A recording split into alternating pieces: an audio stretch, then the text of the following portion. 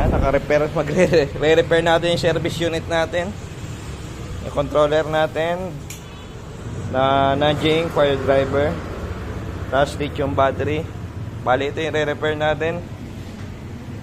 Yan yung bengkong nating mags. Bubuksan natin muna siya.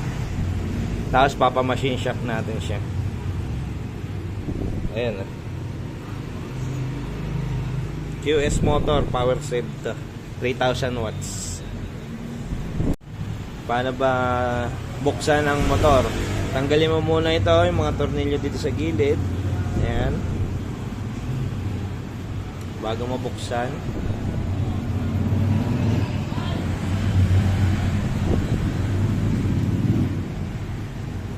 Ayan. So ito nga pala yung tinatawag na phase wire natin sa motor natin.